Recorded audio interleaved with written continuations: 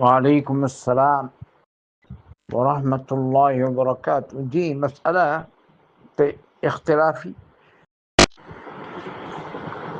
কিন্তু উনি যে বলে হাদিস সহি হাদিস নাই, তো আসতে বলার হাদিস কি সহি? আপনারা দেখেন, সহি বুখারীর হাদিস, আল্লাহ রাসূল সাল্লাল্লাহু আলাইহি ওয়াসাল্লাম বলেছেন, ইযা আমানাল ইমামু ফাআমিনু। ইমাম যখন আমিন বলবে তখন তোমরা আমিন বলবে। আচ্ছা বলেন তো, ইমাম যে আমিন বললো সে যদি জুড়িয়ে না বলে তাহলে আমরা বুঝতে পারবো যে ইমাম আমিন বলেছে?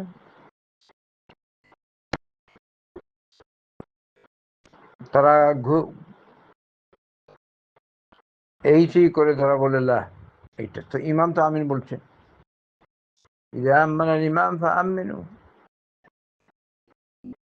সুনান তিরমিজির রিওয়ায়া, ওয়াইল বিন হুজর রাদিয়াল্লাহু আনহু বলেন, আমি আল্লাহ রাসূল সাল্লাল্লাহু আলাইহি ওয়াসাল্লামকে শুনেছি তিনি যখন গায়রিল মাগদুবি আলাইহিম ওয়াদ-দাল্লিন বললেন তখন আমিন বললেন, মাদ্দা বিহা সাওতাহু, আওয়াজ টেনে বলেছেন।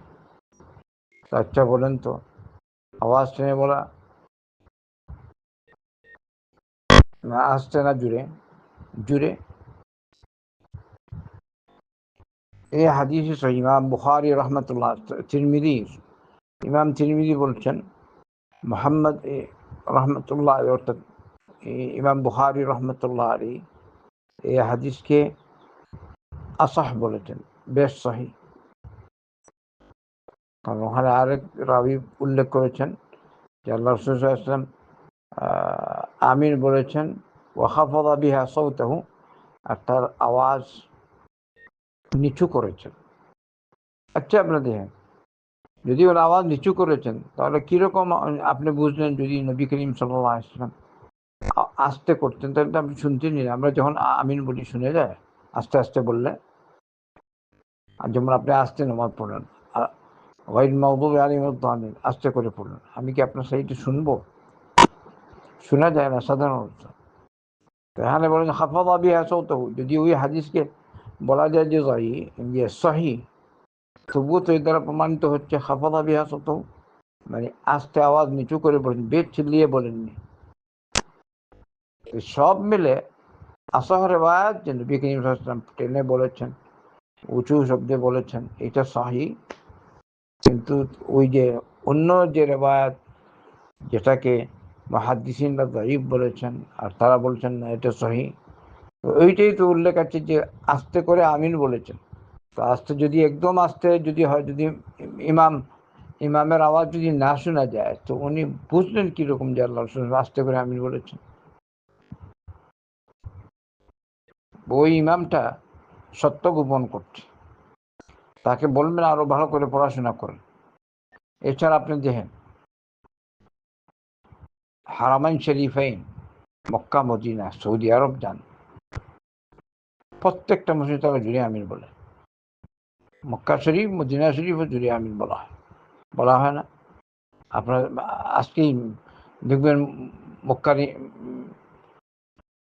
মক্কার সে সালাত, যেমন যে কোনো ওয়াক্ত, মাগরিবের সালাত, এশার সালাত,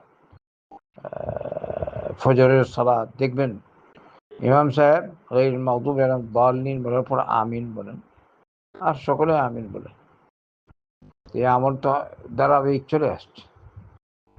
তাই যেটা সহি তা হলো জোরে আমিন বলা সুন্নাহ।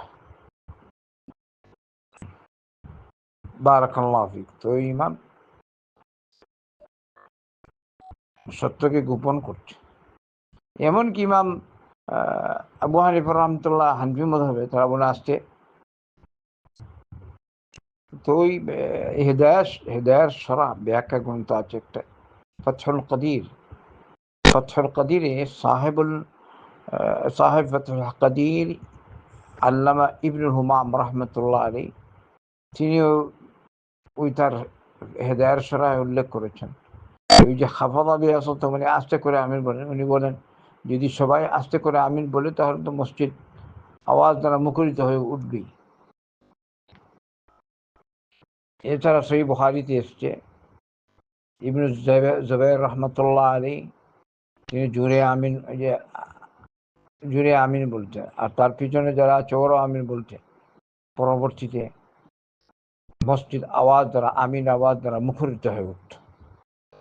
সর্বোপরি এটাই সহিহ যে জুরে বলা সুন্নাহ, কিন্তু যারা আসতে বলেন তার নামাজ তো হবে, নামাজ ইশকাল নেই।